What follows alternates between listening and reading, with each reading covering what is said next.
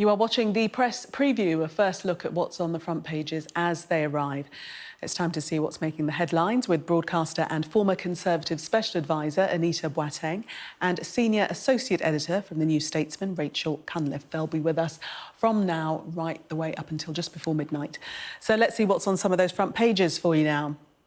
The Eye highlights the growing pressure on the Prime Minister over his Partygate fine and refusal to resign. The paper says he now fears an avalanche of other fines as the investigations into illegal gatherings continue. Same story in The Guardian, which says senior Conservatives think he could face a leadership challenge within weeks. Meanwhile, as the Mail reports, Boris Johnson is offering to send tanks to Ukraine to help the country repel the latest Russian offensive. The Telegraph says that an EU report has revealed that France and Germany both sold millions of pounds worth of arms to Russia that are probably now being used in the war in Ukraine. The Mirror reports that the German man suspected of abducting Madeleine McCann has been named a formal suspect and questioned in jail by police from Portugal. The Sun leads with the bomb and death threats made against Manchester United footballer Harry Maguire by what the paper calls a maniac. The Times says the Health Secretary is launching an inquiry into the treatment of vulnerable children who he believes are wrongly being given gender hormone treatment by the NHS. The Financial Times leads with the slump in UK consumer spending, which has helped push the pound to its lowest in 2 years and raise fears of a looming recession. And a reminder that by scanning the QR code you'll see on screen during the programme, you can check out the front pages of tomorrow's newspapers while you watch us.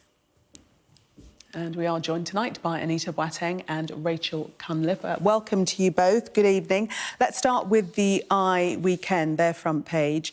And the headline there, Johnson fears avalanche of fines as Tory unrest grows. It does seem that his situation has changed very quickly in a very short space of time in terms of the support that he has, especially from his own backbenchers. Rachel. Well, yes, I think yesterday was really the day when everything changed, because the fact is, had Number 10 believed that they had the support in the House, they wouldn't have gone along with Labour's motion. They only did that yesterday, and they only allowed MPs to nod through an inquiry into whether the Prime Minister misled Parliament and broke the ministerial code. They only did that because they weren't certain that they were going to win if they tried to fight it, or even if they did win, they thought that it would be incredibly embarrassing if a high number of Conservative MPs abstained or voted against the Prime Minister. So that vote, or that lack of vote, tells you everything you need to know about waning support for Boris Johnson among his backbenchers.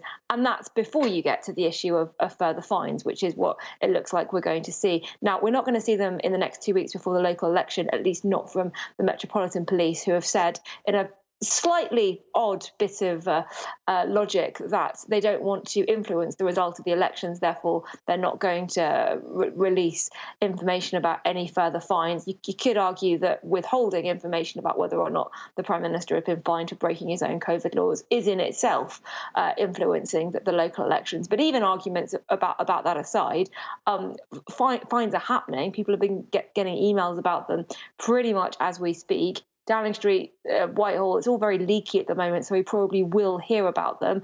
And that's just a drip, drip, drip of more trouble and more embarrassment for the Prime Minister, as his support is already on the wane. Yes, and there has to be said that there is a thought that there will be some sort of move after the May elections. A quote here from a Tory MP, unnamed on the front page, but just saying that has to be the time when we move against him. Anita?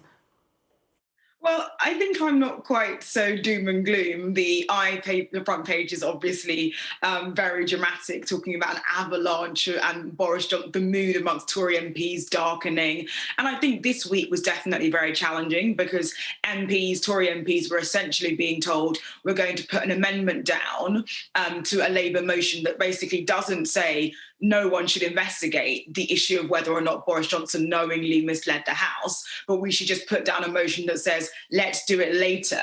And I think that was tricky because Tory MPs felt like they might be sort of marched up the hill to argue against an investigation right now from the Commons Privileges Committee. But in a couple of weeks or after the Sugo report comes out, there might then be a moment where there would end up being a referral to the Commons Privileges Committee. And so they felt as though, if that's inevitable, why not just concede right now? So I think it's less about actually the substance of whether or not they feel that Boris Johnson has behaved in the right way, but more that sense that Tory MPs worry about being marched up various hills or worry about having to defend and constantly talk about this issue. And most of them do sort of want the issue to go away. Now, I think there's a considerable and sensible question that you could ask, Gillian, and your readers might ask, which is like, it doesn't seem to be going away. And in the event of that scenario, what do Tory MPs do? I sort of understand why a series of them are saying, well, we will move after the local elections. I still think it's probably too early to predict that is what's going to happen. But that is a moment of considerable danger for the Prime Minister. So you do agree that the mood has changed? Well, I guess what I'm saying is that this week it was much more about kind of parliamentary protocol. I just think that MPs were content not to be talking about this, are frustrated to be talking about it again, but that doesn't translate into, OK, we need letters of no confidence in, and we need a vote of no confidence right now. I'm not sensing that has significantly shifted this week. And the cost of living crisis uppermost on many people's minds. Number 10 apparently spooked by an opinion poll, which shows the Tories are not trusted on the economy. So all of that's into the mix, isn't it, Rachel? Yeah, and that is arguably a far more important issue than Partygate. A little pitch for the New Statesman. We've launched a project called State of the Nation, where we are tracking a whole load of things, including opinion polling. And one of my excellent colleagues has done some work on this question of who is most trusted on the economy. And it's really interesting because if you ask voters, who do you want in Downing Street? Sometimes Labour's up in the polls, sometimes Tories are up in the polls. It kind of comes and goes. But historically, it's very, very difficult for Labour to get a lead on who is trusted on the economy. That's I mean, they're the party of the NHS, maybe, and the Tories are the party of managing the economy. That has changed, and the Tories are no longer trusted on it. And the other thing that's really interesting is that when you ask voters kind of what does managing the economy well mean, if you'd asked them 10 years ago, it was about managing the deficit and managing the nation's finances, sound finance and all that stuff that we can remember from the coalition government. If you ask them now, it's much more about employment and the cost of living. And actually, the sense that if you are a government and you are allowing so many people to plunge into such deep economic suffering, and let's be clear, it's only going to get worse from this point onwards with energy and tax rises and slowing growth, and we'll come on to some of that later. But if you are the government and you are allowing that to happen, you cannot be trusted on the economy. And that puts the Conservatives, I think, in a much more dangerous position than just who would you rather see in Downing Street, Boris or Keir Starmer. Let's move on to the Daily Mail, Anita, and this story that Boris Johnson is promising tanks to Ukraine, but it's not actually directly from the UK. He's promising to backfill Poland, essentially. So Poland will send the tanks, and the UK would then give new tanks to Poland. So the headline's slightly misleading. Anita. Yes, it's very much a sort of pass the parcel. So the UK compensates Poland if Poland ends up providing these T-72 tanks to Ukraine. And actually the MOD have tweeted saying that there's no decisions have been taken, but are suggesting that these tanks could be deployed on a short-term basis. So it certainly feels like it's in the ether.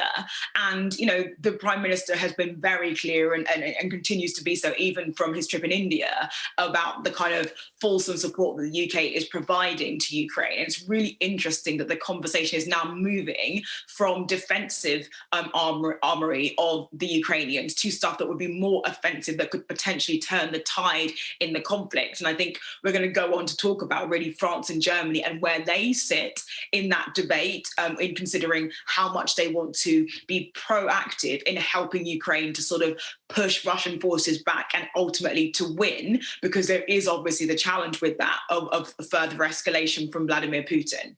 So this is something where you might see a little more fracturing in the very, very strong and united European alliance so far. Yes, and this comes at a time when the Prime Minister is saying that Russia could win this war. Rachel? Well, we know that the fighting has intensified, and we can get a sort of clearer sense of what the goals now are. Putin pushing in the east and the south, wanting a land bridge to Crimea. I think what we've learned over the last sort of 2 months since this invasion began is Putin is highly unlikely to give up until he is forced to, and that all of the early speculation that maybe it was a ruse, or not a ruse, but a sort of show of strength, and that if we just negotiated in the right way, or we got the right sanctions and we responded, maybe he'd stop. I think the general consensus among foreign policy analysts at the moment is that isn't going to happen, and that's why military support to Ukraine from the UK, whether it's via Poland or some other way, and via other countries, is so important. To the Telegraph, Anita, and this, embarrassing story it must be at this point in time. France and Germany armed Russia with £230 million of military hardware that is likely being used in Ukraine. Yes, so the Telegraph have alighted on a European Commission sort of slight loophole that basically says that you can sell equipment to Russia if it's got dual use, so it can be used for civilians and also militarily. And they think that £230 million has been given to France and Germany. And we're talking about rifles, special protection equipment, thermal imaging cameras. So this has now obviously been outlawed as a result of additional European sanctions. But nevertheless, there is a suggestion here from the Telegraph that France and Germany are not being as fulsome and proactive in their support as the UK is, and that this is kind of a considerable embarrassment for Russia, for Germany and for France. Yes, I mean, it really is, isn't it, Rachel? Oh, yeah, certainly. There are a couple of things that really stood out for me in this, one of which is that this loophole was only closed in the fifth round of sanctions. So the first 4 rounds of EU sanctions, they kept this loophole open that enables EU nations to sell arms to Russia that are then used against Ukraine.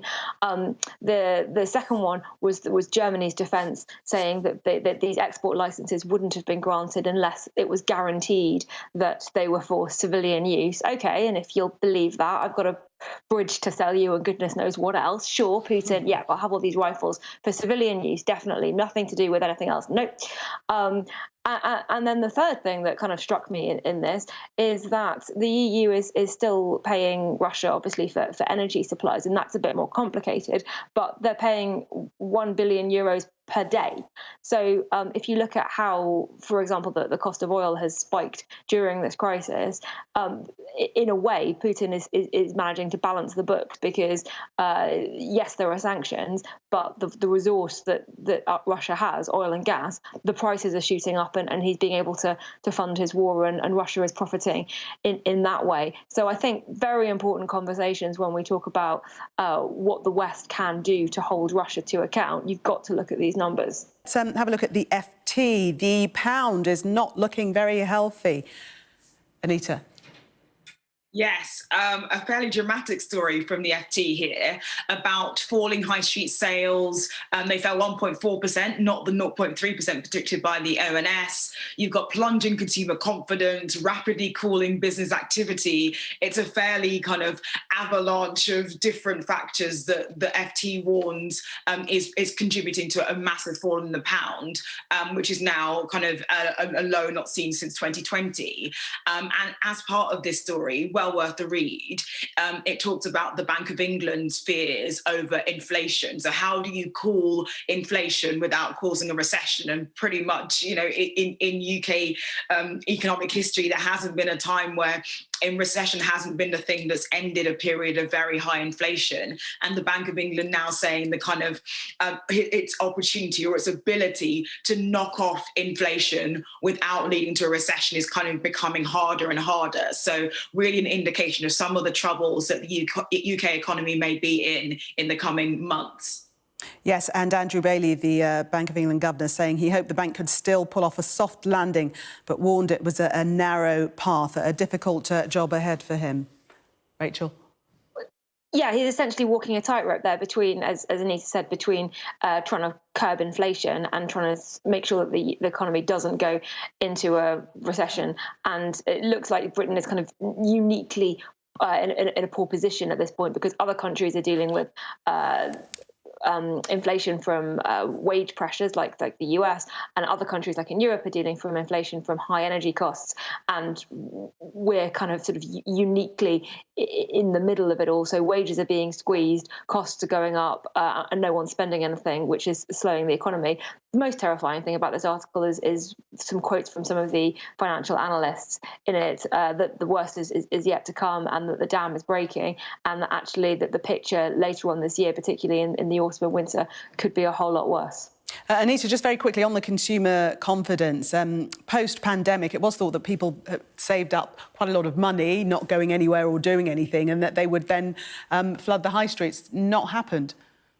Absolutely not. And I think that was a lot of the hope. And part of that is just people thinking about some of the challenges in terms of uncertainty, as Rachel says, around the future, and obviously the higher costs of inflation beginning to bite, and energy bills. Don't forget, we are in April. The weather's been quite lovely, but come the autumn, even the existing energy price, even if it doesn't go up any higher, and not many people think that that's going to be the case, the bills that people might be looking at coming into the autumn will be very difficult indeed. And so I quite understand why consumers are not splashing the cash and are continuing to tighten their belts in anticipation of things becoming more difficult. But obviously then you're in a spiral where that lack of consumer confidence and that lack of spending serves to dampen business confidence. Anita and Rachel, thank you both.